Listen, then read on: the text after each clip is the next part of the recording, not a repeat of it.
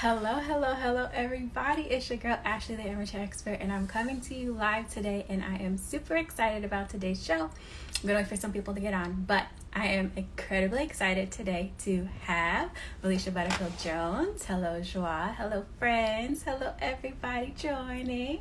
Super excited about today's episode. Hello, everybody. Happy Talk Tuesday. Y'all know who the guest is today, so we're super excited. Whew, sorry. These lights, baby. Hello, everybody. Brandon in the building. Siobhan, hello, hello. Thank you all for joining. Super excited about today's show. Sherelle's in the building. What's up?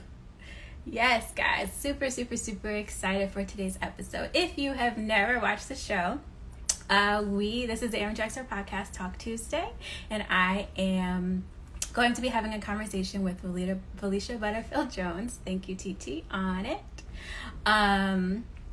And we're going to talk about her career path. We're going to talk about her idea of success when she first started compared to her idea of success now. We're also going to talk about the tips and motivators that she used along the way. As you all know, Valeisha has an amazing career. And so I just hope that you all are as inspired as I am by her. So we're just waiting for her to join. Hey, Ash, how are you? So just waiting for her to join us and we will get started. How's everyone doing today? Did everyone have a good weekend? Right? Holiday weekend, 3-day weekend? Possible. Yes, yes, yes.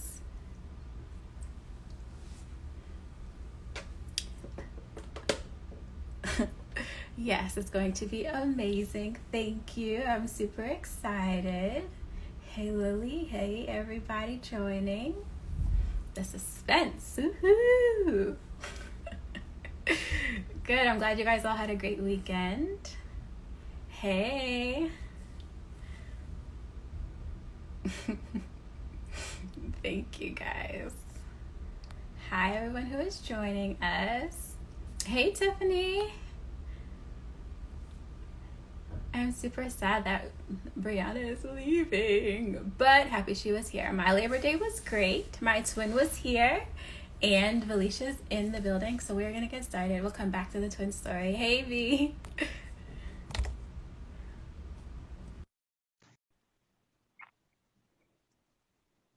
Got the section ready, V.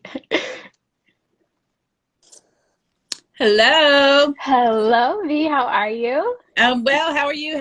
What is today? Tuesday. Happy Talk Tuesday. Yes. Thank you so much for being on the show today. I'm not used to not seeing you when it's on a Friday at one of your master classes. I know, and I'm so happy to be on your platform and support all that you do. I'm a big fan of all your work, and so just really, really happy to be here. Hey, everybody. I appreciate that. So let's get started because I know you are a very busy woman. So Valeisha, you are amazing. So if you could briefly tell us who you are and what you do currently for work. So my name is Valeisha Butterfield Jones. I am a native of Wilson, North Carolina. So small town girl, graduated from Clark Atlanta University and have spent the last 20 years of my life and my work dedicated to community engagement and diversity and inclusion. And so I currently serve as the Chief Diversity and Inclusion Officer for the Recording Academy. The first. Oh, yes. Sorry. Yes. I currently serve as the first Chief Diversity and Inclusion Officer of the Recording Academy, home of the Grammys, home of the Latin Grammys and Music Cares. Before that, I worked for Google as head of inclusion and in the Obama administration and Obama campaign as the National Youth Vote Director. And it all started in music. And so the Recording Academy job is definitely a full circle moment. I'm back to what I love, which is music. And so that's what I do. I love that. So let's talk about that. When you were a little girl, what did you want to be? And what was the motivating factor behind that? So I think as early as 7 years old, I wanted to work in the music industry. And it's crazy because I remember, I'm dating myself, but I remember growing up in North Carolina to a family that didn't really like listen to music. We weren't a family of musicians or anything like that. And I remember two pivotal moments. One was, so I lived in this neighborhood and we had a family. You know how it is when you live in a neighborhood that may be majority white, and then another black family moves in. You're like, oh my God. And so they had a son named Tony that came over to the house one day, and he smuggled into our house The Great Adventures of Slick Rick cassette tape. And we played it, and I was like, oh my God, whatever this is, I want to be a part of it. And so that's where it began. And then fast forward, my freshman year in college, there's a long backstory, but I ended up working for Wu-Tang Clan as my first job as a college freshman. And so when I tell you the love for music is real, it goes back to when I was 7 years old. And I just remember there was something about music that felt like an escape, right? So, you know, when you know, regardless of your circumstance, regardless of, you know, whatever it is you may be going through, so many of us right now in the pandemic and with the racial reckoning that's happening right now, music has been a great way to unify and has been an escape for a lot of us. And it's always been that for me. And so, yeah, that's what I wanted to do. I love that. Okay. So I know that you didn't go into music first, right? So I did actually. Oh, well, Wu-Tang, you're right. So, but then you had your family sort of put some pressure on you, to go into the political arena. So could you tell us a little bit about that and how you sort of made that pivot? So it's funny because I grew up in a family with, you know, two amazing parents. And my dad at the time when I was in elementary and middle school for sure, and high school, was a judge back in our hometown. He was a Superior Court judge and a Supreme Court judge. And my whole life, right, I grew up with parents who were civically engaged. And so, you know, I remember being, you know, a child, and our doorbell would ring at 2 a.m. and our doorbell would ring at 3 a.m. for people that needed help, wanted advice, you know, all the things. And so it was actually the thing that I did not want to do. Because as a kid, right, your mind is like, man, this thing that my parents do for a living is taking them away from me and taking them away from our home. So legit, like politics, you know, civic engagement, the whole thing for me as a child felt like a negative thing, if I'm being really honest. And then I went to college, and then I had to declare a major. And then I'm like, oh God, what am I gonna do? I really want to work in the music business, but I wanted my parents to be proud. So I chose political science as my major at Clark Atlanta. Shout out to the poli-sci folks. Hey. And so that's honestly that. And then when I entered the music industry, a fire was lit in me that actually, this is exactly where I needed to be, right? So it lit my own political fire. It lit my own civic engagement fire that I needed, right? So I'm so proud that at the time I was a rebel, didn't want to do what they wanted me to do, because I ended up discovering a love for it myself, right? In my own right. And so, yeah, so, you know, it started with Wu-Tang Clan.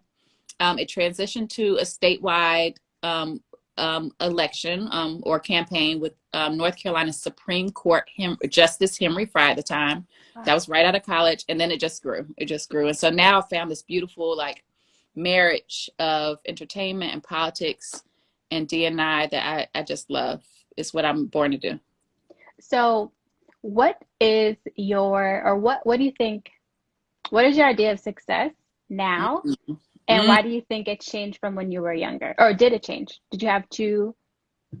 I knew you were going to come with the good questions. I knew it.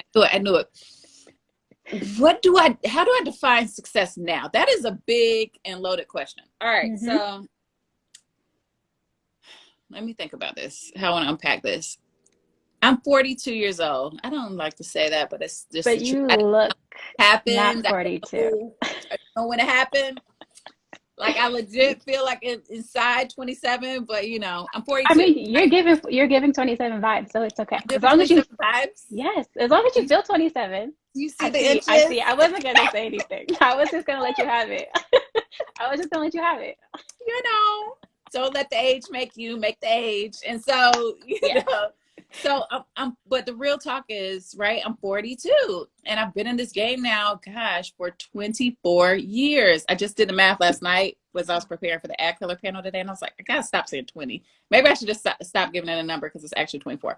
And 24 years in, at 42 years old, I feel like the best is still ahead of me. Okay. I love like that. For real. Like, I feel it in my soul. I feel it in my heart. And so, you know, the way I define success, regardless of your age, regardless of what you do in your life, is truly living in your purpose and doing it out loud, right? So I want to live in color, right? I want to live in high definition. I want to live in a space where I have nothing left, no talent left when I leave this earth. Love that. And to me, that's success. And so I think so often, like, the world or your college campus or your job or age or title or status, I could keep going. Yeah. Starts to talk you out of your dreams, right?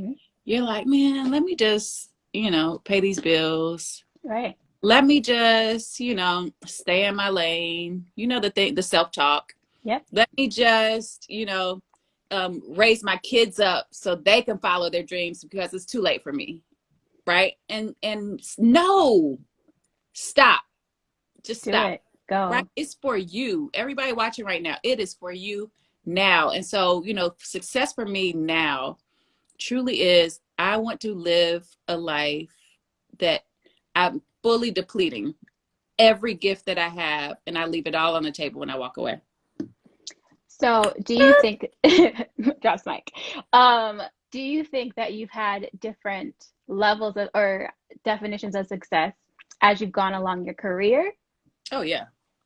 So, like, in the beginning of my career, it was all about me, right? Like, I'd love to tell the story to y'all. Like, it was about empowering everybody and let's just be free. It wasn't, right? Like, it was truly about me. I like music. I want to work in the music business. I moved to New York City. I, right? That was the beginning. Yeah. Just wanting to do what made my heart sing. And then I moved into the space of, when I finally got in, I wanted to get this money, right? I was like, oh, wait a minute. Time to get the bag. And so I went into that phase of, like, you know, let me, you know, in my 20s, let me make, like, in my mind, in my 20s, all I want to do is make $100,000 a year, have a bomb condo apartment in New York City, and drive a Range Rover. I literally had that goal. I love it.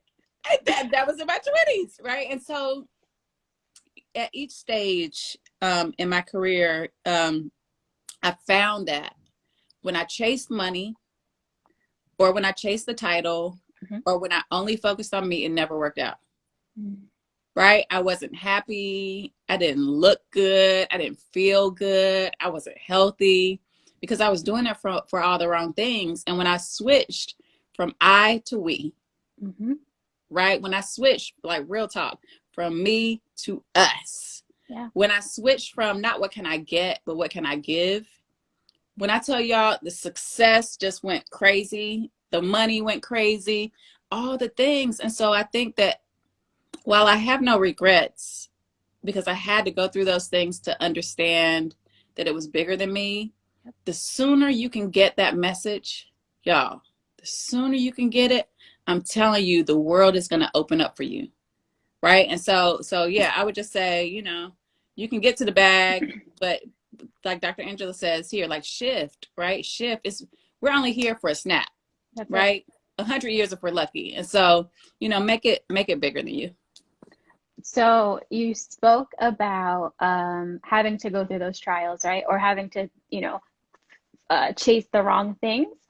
So I would say that this might be the answer, or on trend for the answer of my next question, which is what's something that you are still in the process of learning, or that you've already learned that you wish you learned sooner? Oh, you got all the good questions. I'm going to take my time with this one. I'm still in the process of learning my true value. That's right. I get a lot away for free for a really long time, right? Or did it and I see Sarah here. I know we have that in common. I did a lot of things for free for a really long time. I did a lot of plays, from being a servant leader. I hate that term, by the way. I hate it. I despise it, right? But being a servant leader, right? Like, for so long, that while I know my gifts, while I know my talent, truly doing a mindset shift around the value and not settling or taking anything less. Right. I left a lot of money on the table. I let a lot of people use me, if we're being really honest, right? Yeah. There were so many empires and dreams that were not mine that I helped build. And when I look back at my bank account, it was a negative $24 sometimes, right? Right? Like real talk. Mm-hmm. And I think it's important for us to truly know our value. And I'm not talking like, girl, you should be making $1 million a year. That's not the kind of value I'm talking about. I'm saying like do a real assessment, like really understand, right? Yep. Your market value, what you bring, be honest with yourself so you're not overselling it, but being clear about your value and not demanding it, but commanding it. Mm-hmm. So that's what I'm learning, right? Mm-hmm. And I think that, you know, there are still times, if I'm being really honest, that a lot of deals don't happen. I go in rooms and I'm not really negotiating what I deserve because I'm still stuck in like a 10-year ago frame of mind, right? And so I would say that's what I'm learning, how to really, truly evaluate and understand my value and then command it, not demand it, but command it in how I move, how I negotiate, and how I walk into a room when it really counts. And so that's what I'm learning. Do you think that the people who are surrounding you have made an impact on you determining your value? Oh, yeah. I mean, first of all, let's take a step back. Surround yourself with winners. That part. Right? Like no one has time for, on top of your own self-negative talk, right? On top of your own self-doubt, to have a team or village or crew of people around you that aren't like lifting you up, pouring into you, like spreading that positivity and good energy into you. And so, you know, first I would really like evaluate the people that are a part of your like inner circle, right? So that's one. Then second, yes, like once you have a winner circle, once you know, and by the way, winners don't have to make a lot of money. Winners don't have to have a big title, right? But winners mean like people that have a shared mindset, right? Y'all know where y'all want to go. You lift each other up. When you've had a bad day, you could hit them on the group text. You could call them, FaceTime them, and they're going to lift you up instead of saying, oh, she forgot where she came from. Oh, she done changed, right? Those are not the people you need in your life, right? And sometimes those people who say those things actually love you, but they're operating from their own place of like self-doubt. And so first, winner circle. The second is absolutely, right? I have so many powerful, purposeful Black women. See, Ro is here. She's one of them. So many women who live in purpose, not on purpose, but live in purpose that are in my crew, right? And so, yes, right? It's everything to me. I can't imagine life, honestly, without the amazing, strong women in my life, from my mother to my grandmother to my friends to my circle to now my Friday night crew. Hey. Right? Like it's just what we do. And so, yeah, it's been everything. I don't know what I would be doing right now if it were not for the circle that I keep and the women in my life. So when it's time for you to let one of the bad seeds go, what is your process? Because, and I'll say, I think that a lot of times, like, especially for me, there's people who you grew up with, or there's people who you see the potential in them, or like you see what they could be doing, but they just don't see it for themselves. So how do you let those people go? It's simple. Everybody can't go. But like, how? Like, how do you drop them off? But it starts first with the what. And the what is everybody can't go, right? So we're trained and we're taught, especially as women, especially as Black women, to put everyone on our back, right? If there's a weak link, no weak links. We've heard that phrase, no weak links. You know, we all go together. Like, we've heard it. And while that is true, you can love them and still leave them. And hear me when I say The leave, which is your question, is once you have decided, right, that everyone can't go. Mm-hmm. That's step one. Just accept that there are seasons in your life for a reason, right?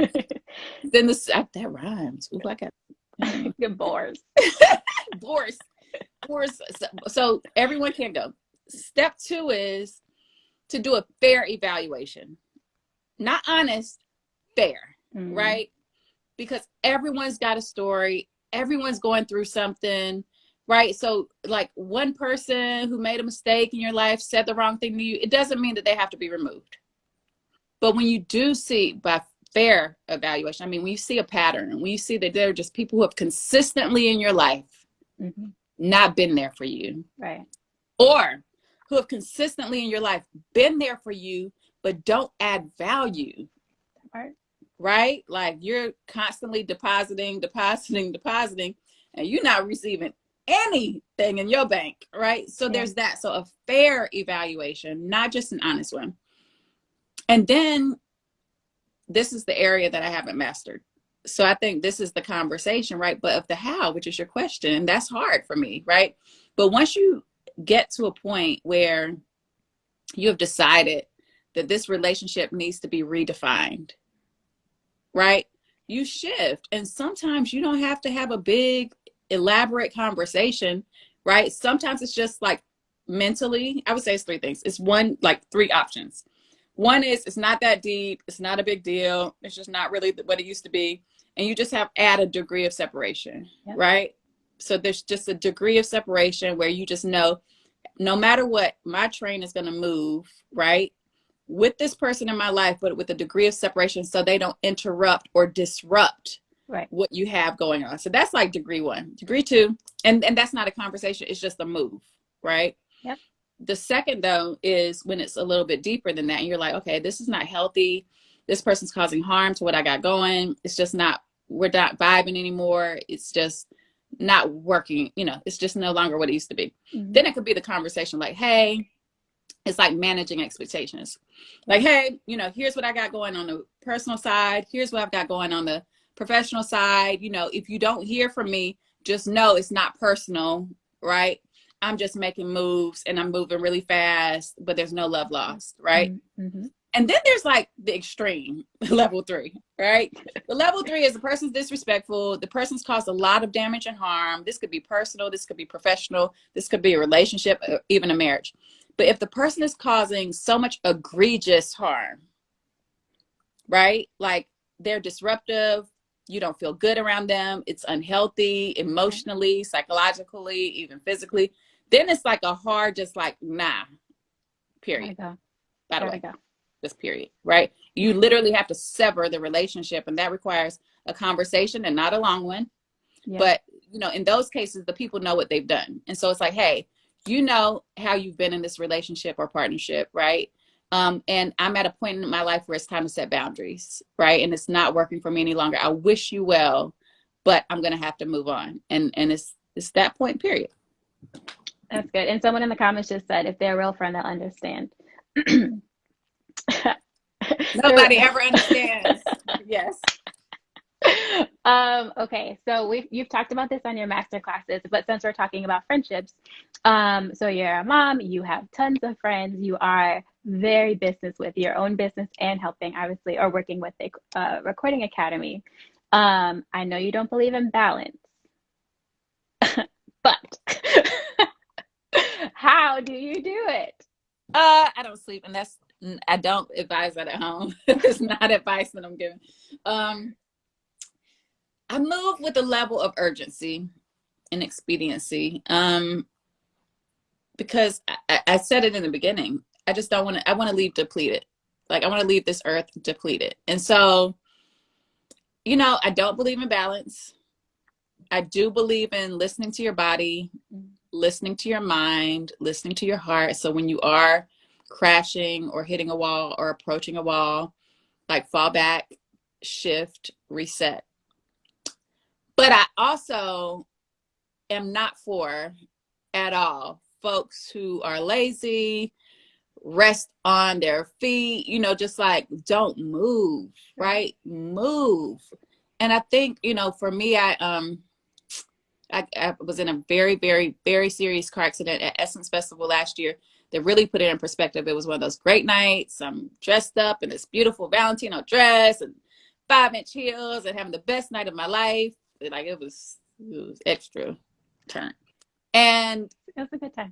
And I literally hopped in an Uber from one event with Ty Beauchamp, who was hosting it, and Tina Knowles and all these fabulous people, to the next event that had Michelle Obama speaking, literally. And within a 1 mile radius of that one event to the next one I was heading to, my life changed overnight. Like, for another conversation, another day, it was at Essence Festival. Yes, somebody in the comments asked. And like in a second, I'm in an ambulance, oxygen, broken ribs, laid out on the floor, on the ground, and then dragged into an ambulance. And so I say that to say, like, what an opportunity for me now to come so close to being over, to now understand how precious life is in our time. And so when I move fast, it's like literally not me. I posted this, I think, on IG this weekend. Like, it's not a productivity contest, but it was that was an important post for me because I am moving really, really fast. But it was like, it is me wanting to like live so on purpose and in my purpose on my, like, during my time on earth. And so anyway, not to get too deep, but yes, I move fast. I don't sleep a lot. I mean, I'm not terrible, but I am like a 6-hour a night sleeper. Somebody in the comments asked that. It's not terrible. That's not horrible. But like, I work on the weekends, laptop out with my kids, you know, but it's just, it doesn't feel like work. It's just what I love to do. And so I don't turn it off and on. It's just a part of my life because it's what I enjoy. Okay. So thank you for sharing that and being very transparent. I want to know, so you and your friends started the illustrious WEEN, the WEEN Academy, which, you know, which has the product of the WEEN Academy. And so we've talked about this again in the master classes, but you started that because there was a lack, right? You wanted to create a space, and I feel like this is a theme throughout your career. And so first, I want to ask, even though it's a nonprofit, what are your thoughts on working with your friends? Well, I think starting a business, or, you know. The first thing I'll say is, you don't have to wait to start a business or a movement or an organization, right? So we did that when we founded WEEN. Let me get the ages right. I was still in my 20s, but I think I was 27 or 28. 2007, right? Yeah, 2007. So what's that math? How many years ago was that? 13?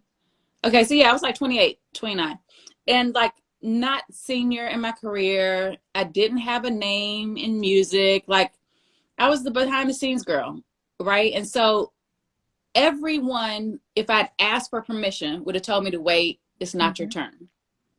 Everyone at the time, if I'd asked for permission or advice, would have said, well, what about this organization? What about that organization? Why don't you just join them and support that?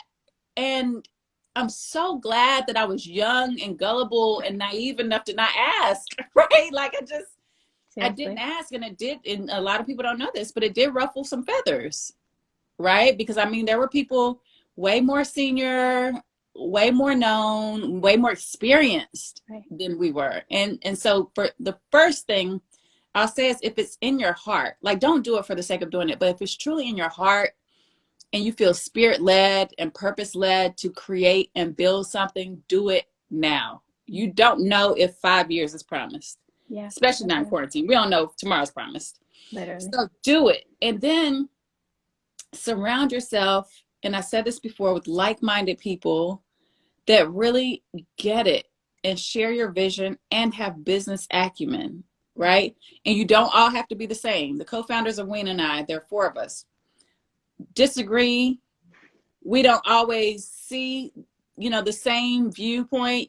And that is healthy, right? You never want to create an organization or a company or a business with all people that think the same way, because you can't innovate you can't sharpen each other's tools. Right. You can't like think beyond, you know, whatever this status quo is amongst the you know, the group.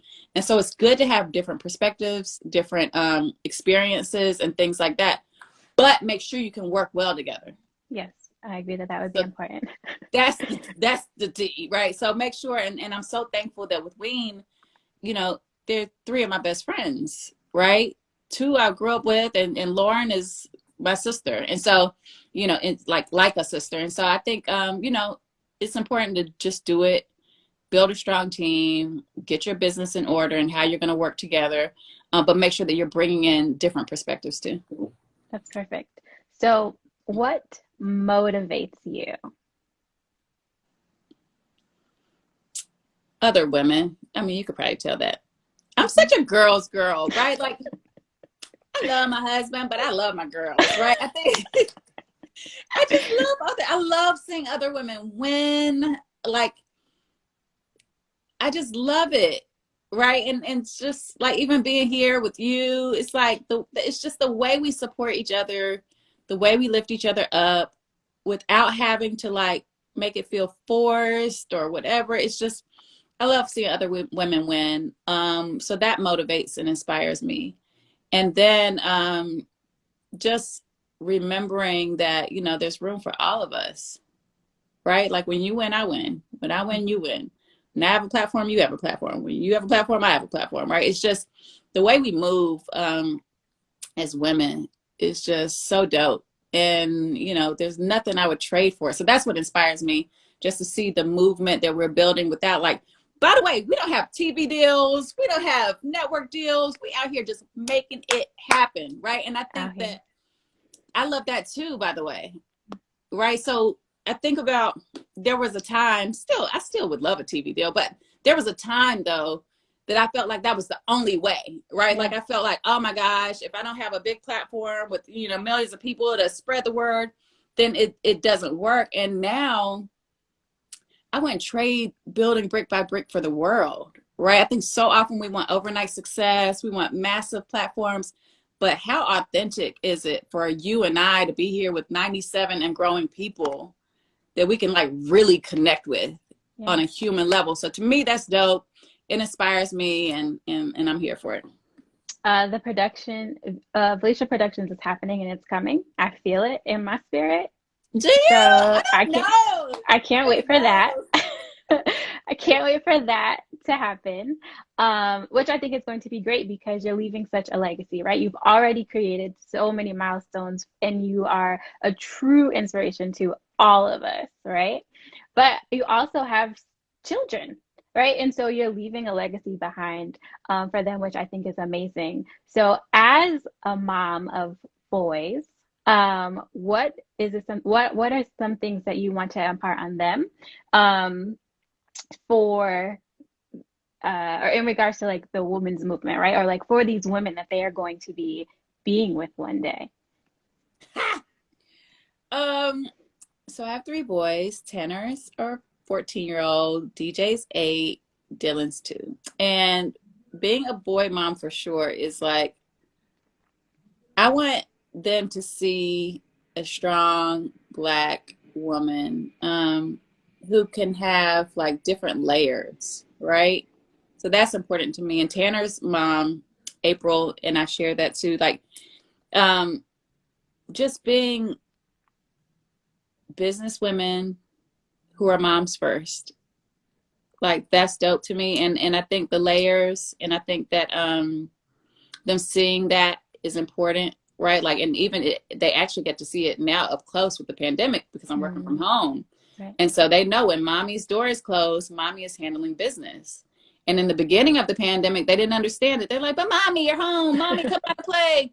But now, you know, I've started explaining it to DJ, you know, our 8-year-old. I'm like, look, when mommy's door is closed, I'm working really, really hard to put food on the table, to put a roof over our heads, and so that you can, you know, have a lot of the things that you enjoy. And so now, right, like they get it. When mommy's door is closed, mommy's working. And so, you know, it's so funny because that element of it, they are exposed to. Now, the public facing, external, like moments like this, they just got introduced because I'm doing it from home now. Right. So now when they come into the home, my home office, they see the ring light. Sometimes they see this happening and they're like, what's happening? My mommy, who are you talking? So that's new for them, right? Because that part of my life, I did turn off. Like they haven't been to award shows with me yet and that kind of thing. So that part is new and it's kind of fun to watch because now, you know, our 8-year-old, and Tanner always has, but our 8-year-old is starting to like get curious, like, what do you do? And so that's kind of fun. I love that. So you just said award shows, and that made me think of the WEEN Awards. And I wonder if you guys are going to do virtual or think about, because we did the WEEN Academy virtually. So what are your thoughts on a virtual WEEN Awards? I am here for it. I love it. It's something that we've been having some early conversations about. Would love for our WEEN Academy grads, wink, wink, to help us with that. But yeah, I would love to do a WEEN Academy. I'm sorry, WEEN Awards virtually this year. I think it's needed. And I'm getting honored at the Ad Color Awards on Thursday. So I'm excited to see how that goes because I have to put on a gown, y'all. Ooh. And acceptance speech in 2 minutes or less virtually. And so we'll see how it goes and how they do it because I'm so excited to explore it for WEEN and definitely, you know, would like to see it happen. So we'll see. My classmates taking volunteers. Taking volunteers. Everyone's eyes are just sending the eyes like, we in there. So that's exciting. Valeisha, tap in there. I am so full, and I am so thankful that you agreed to be on the show. I am incredibly thankful that I was able to be a part of the WEEN Academy. And I'm also just, I think, really excited to see all of your success. Right? You've been a mentor in my head for such a long time. And also we need a restock on the books because I gave someone my book to read because I was super excited about it and they never gave it back. So I'll give you an exclusive because we're WEEN sisters. Yes. So yes, I will be restocking Girl Print and I'm working on book number 2. I don't have a release date yet. It's very, very, very, very early in stage, but I am working on book number 2. And I'm going to put a lot of love and heart into it and even more transparency and vulnerability. So that's an exclusive to the Amateur Expert. Hey. I'm so excited. Thank you. But yes, but seriously, we need the restock because I need it back. Okay. Again, so full, super excited. So the last thing I'm going to ask you, even though I don't want this to end, but I know you're super busy, is I'm the Amateur Expert and I claim to know a little bit about a lot. So can you please share with me a random fact, tidbit? Also, wait, before I finish this, my audio engineer for the podcast is a voting member of the Academy, and he wanted me to mention that to you. So, okay, back to the question. Before you get to the question, shout out to my Recording Academy family. Some of you are in here. Shout out to my Google family. I see some of you in here. I miss you guys. And of course, our WEEN sisters. I love everybody. Thank you for listening. Asia's in the comments acting up. I can see. So, see, Brandon said, thank you. You're welcome. I got you. So last question. I'm the Amateur Expert and I claim to know a little bit about a lot. So if you could please share with me a random tidbit of information, fun fact, Snapple fact, any random thing. Random. Like, did you know that bananas are berries? What? Oh gosh, this is so hard. I guess I should have read my questions in advance. That was probably in my prep. It was there, but it's okay. But I trust you, so I didn't even read the questions. It would be fun. I love that. All right. Let me think. A random thing about a lot. A little. Or how many votes does it take? I don't know anything about. So drop a Grammy fact. I don't know. How many people? How many votes? What's the process? Teach me something. Teach me something new. I have a random fact. Hold up. I got it for you right here. Okay. This is probably not a good fact to share, but I'm going to give it to you because I learned this random fact today. Okay. I'm ready. Pull out my notes because this is actually not a good thing, but hopefully it will motivate all of our HBCU graduates and students for the upcoming election. Hold up, y'all. This is going to be good. Ashlee, hold on. Okay. All right. This is important fact that I learned today. Okay. That hurt me, but then it inspired me. Nervous. In 2016, voter turnout dropped by 10.6% at Black colleges. Did not know that random fact. That's according to NPR. Really? So let this inspire us, y'all. Right? As a proud Clark Atlanta University graduate, all of the HBCU grads are here. It is our year to turn up, turn out, and shift the vote. And so I'm not here to talk politics, but I am here to talk voting. And so make sure that you check your voting status, to make sure that you're registered to vote. Make sure that you're planning ahead and mailing in your ballot if you're not going to be in that state, and do it right October now. 22nd, right? By October 22nd. Yes, exactly. October 22nd. We have less than 2 months to election day, and October 22nd to mail in your ballot. So make sure you are doing that so you don't have to stand in the long lines. And if you are planning to vote in person, make sure you're going to be in the state that you're registered. So I would love to see this be the highest turnout for HBCUs in any election year in history. That's the goal. Shift the vote. Who said that? Somebody just said that. Somebody said shift the vote. Simone said shift the vote. And this is our year, y'all. We decide what's going to happen on election day, but make sure you do the prep work, because the games, the voter suppression is real. It's going to get uglier. I know from experience, and we should just be prepared. And we get prepared by making sure that we're registered, making sure our status is up to date, and making sure that we mail in the ballots. Yes, that's perfect. Thank you for that. Also, we've got masterclass on Friday. Yes. We've got LoveCon coming up. So many things. So am I going to find my husband on LoveCon? Okay, so let's talk about that real quick. Let's talk about that real quick.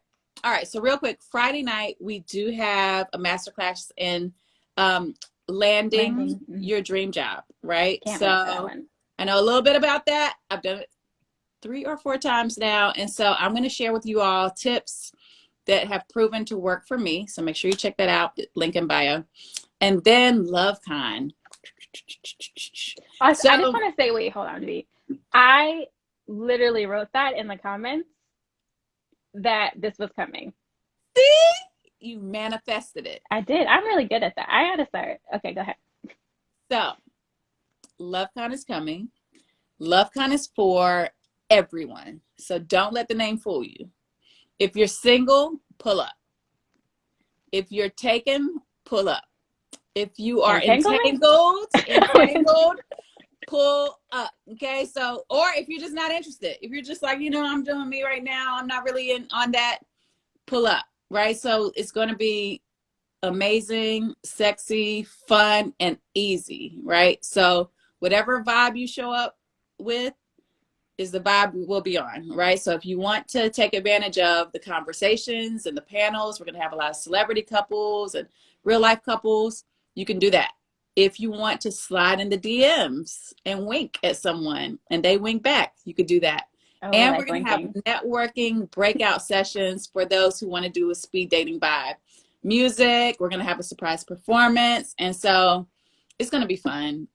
We have the early bird tickets right now for only $10. So get it before they sell out, because they're almost sold out. And it's going to be so much fun. I will be giving my prayer for how my husband and I met and what my prayer before we met. So I'll be giving that. And then hopefully we'll get some prayers from some other folks that you guys are into and like to see what their prayer was. But it's just going to be a good time. And yes, I think that you may meet your husband. My husband. Yes. You never know. I'm working hard. Okay, so this is for the guys who are watching. I need the guys to sign up. Yes, I would agree. Okay. Come on, guys. This is for you too. We cannot have a 10-to-1 ratio, women and men. Mm-mm. We can't do that. So we need the guys to sign up. And this is for everyone, right? So no matter how what you like, who you choose to love. Who you choose to love, thank you. This is for you. And so we will be very intentional about making sure that it is an inclusive program. And so join us. Love that. Thank you so much. Also, I have to DM you because there was somebody that you posted the other day that might have be my husband. So we'll talk about that offline.